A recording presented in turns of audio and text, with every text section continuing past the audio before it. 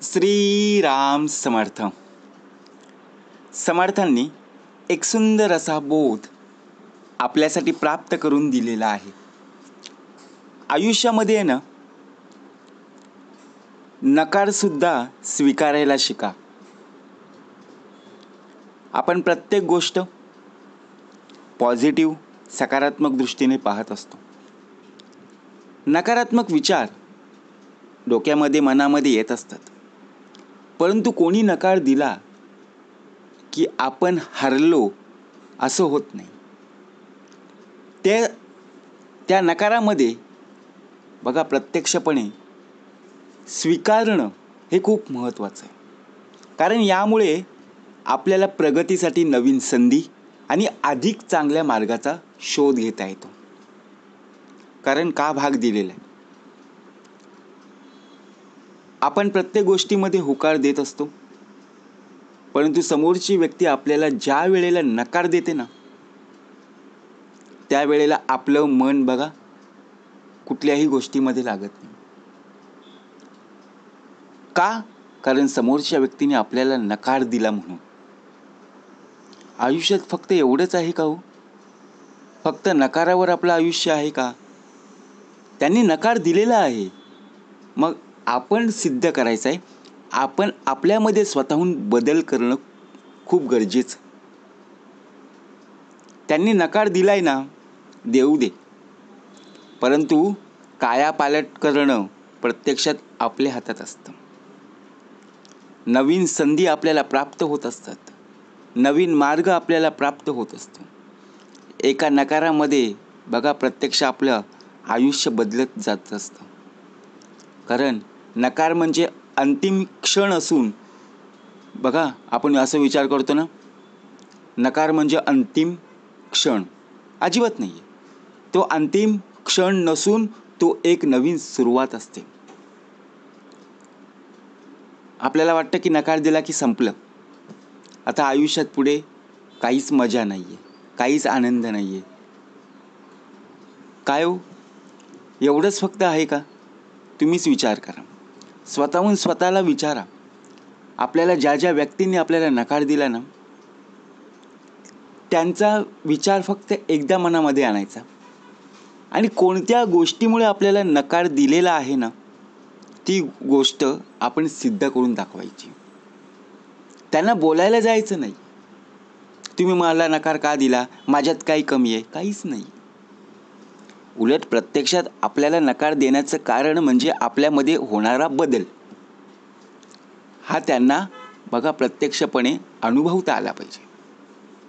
आणि प्रत्यक्षात आपण सुद्धा अनुभव घेता आलाच पाहिजे ना. म्हणजे प्रत्यक्षात आयुष्यात नकार स्वीकारण्यासाठी बघा, नकार हे यशाचं खरं पाहायला गेलं तर प्रवेशद्वार आहे. ते तुम्हाला योग्य मार्गावर आणत असते. प्रत्येक नाही तुम्हाला बघा प्रत्यक्षात निराश न होता प्रयत्न करत राहणे. जिथे एक दार बंद होतं तिथे यशाची अनेक दारं उघडतात, एवढं तर माहिती आहे. आपण विचार करतो, अरे सर्व आता दरवाजे बंद झाले, सर्व नकारात्मक विचार, सर्व नकार माझ्या बघा पाठीमागे लागलेले आहेत. परंतु अनेक दरवाजे उपलब्ध असतात, त्यांना शोधण्याची दृष्टी हवी. नकार पचवण्याची क्षमता हेच तुमचं सर्वात मोठं सामर्थ्य आहे. नकार दिलेला आहे ना, पचवण्याची ताकद हवी आहे. आपण आपल्या जिवलग मित्रांना त्यांच्या खडतर प्रवासामध्ये, त्यांच्या खडतर परिस्थितीमध्ये आपण बघा प्रत्यक्षपणे मदत केली होती. परंतु आपल्यावर जेव्हा वेळ आली त्यावेळी त्यांना खरं पाहायला गेलं तर त्यांना बोलावण्यात आलं. आपण त्यांना फोन करून बोलवलं, परंतु त्यांनी नकार दिला, स्पष्टपणे नकार दिला. आपण विचार केला, अरे यांच्या वेळी आपला देह तिथपर्यंत धावून गेला, परंतु आपल्या या प्रवासावेळी, आपल्या या खडतर परिस्थितीमध्ये तो देह का नाही आला? नकारामध्ये खचून न जाता त्यातून आपण शिकलं पाहिजे. आणि अधिक मजबूत बनून राहिलं पाहिजे. आपला कॉन्फिडन्स, आपला आत्मविश्वास बघा प्रत्यक्षपणे भरभक्कम असणं गरजेचं.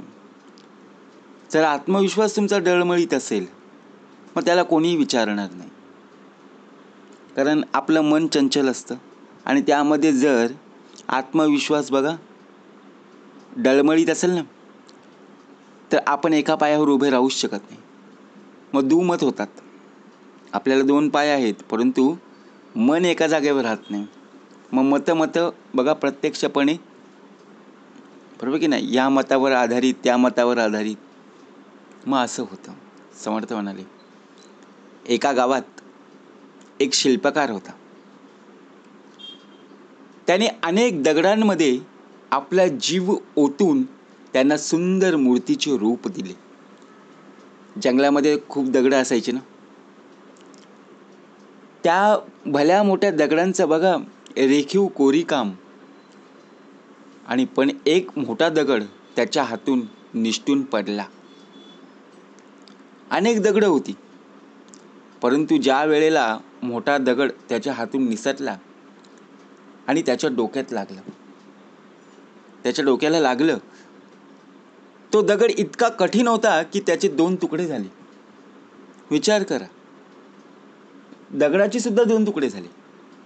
शिल्पकाराने त्याकडे पाहिलं, त्याला वाटलं की दगड वाया गेला.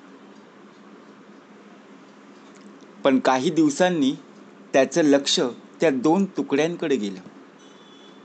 त्यापैकी एका तुकड्यातून एक सुंदर झरा वाहत होता आणि दुसऱ्या तुकड्याने एक विहीर बनवली होती. बघा कुठे कुठे ते गेले होते दगड.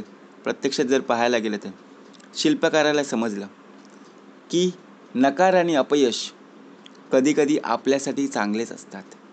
जे वाईट वाटलं तेच एक नवीन सुंदर संधी बनून समोर येते आणि त्यातून काहीतरी नवीन निर्माण होत असते.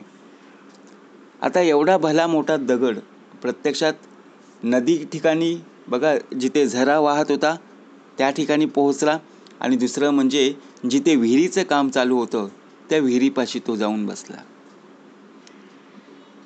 म्हणजे जीवनात येणारं नकार, अपयश, अडथळे हे शेवटचे नसतात. आपल्याला अपयश आलं की झालं, नापास झालो की पुढे आता अभ्यास करायला सुद्धा बघा कंटाळा येतो, मन लागत नाही. कारण का, एवढी मेहनत करून सुद्धा आपण नापास झालो. मेहनत तर केली नव्हती, प्रयत्न केले नव्हते, परंतु आपण काय बोलणार, अरे मी खूप अभ्यास केला होता, शेवटी मला कसे मार्क कमी मिळाले काय माहिती. कोणाला दोष देतो आपण. अडथळे येतात. प्रवासामध्ये जात असताना बघा अनेक अडथळे येतात, पण त्यातून नवीन संधीचे दारसुद्धा बघा आपल्याला पाहायला मिळत असतात. नकार पचवून त्यातून शिकून आपण अधिक चांगल्या प्रकारे पुढे जाऊ शकतो आणि आपलं जीवन अधिक सुंदर प्रकारे फुलवू शकतो. म्हणजेच काय, ज्या ज्या वेळेला समर्थ म्हणाले, पुन्हा एकदा हा शब्द, हे वाक्य नीट समजून घेणं गरजेचं आहे. आयुष्यामध्ये नकार ज्या ज्या वेळेला येईल त्या त्या वेळेला तो नकार आपण बोलून दाखवायचा नाही, तर प्रत्यक्षात आलेला नकार हा कृतीने, आपल्या कार्याने त्यांना दाखवला गेला पाहिजे. बोलून वाद होण्यापेक्षा करून संवाद साधणं हे खूप महत्त्वाचं आहे. आयुष्यात नकार आलं म्हणून डळमळीत आत्मविश्वासाने बघा प्रत्यक्षात आपलं जीवन जगू नका. आपला कॉन्फिडन्स, आपला आत्मविश्वास भरभक्कम असला पाहिजे. कुठल्याही वेळेला बघा संधी कशी येईल ते आपल्याला कळणार नाही, परंतु संधीचं सोनं करणं हे आपल्या हातात असतं. बरोबर की नाही. म्हणून नकार सर्वजण देतील. आपले जिवलग मित्र मैत्रिणी बघा प्रत्यक्षपणे देतील, पण खचून जाऊ नका. आपल्यामध्ये काही कमी आहे ना, त्याची भर बघा, जी उणीव आपल्याला भासत असते ती प्रत्यक्षपणे भरून काढणं हे आपल्या हातात आहे. आपला स्वभाव लोकांना खटकतं, परंतु आपल्या स्वभावामध्ये जो आपला बदल करून घ्यायचा आहे तो बदल करणं निश्चित. म्हणून आलेल्या नकाराला देणारं उत्तर म्हणजे आपले सकारात्मक विचार. म्हणून आयुष्यात नकार सुद्धा स्वीकारायला शिकणं खूप गरजेचं आहे. जय जय रघुवीर समर्थ.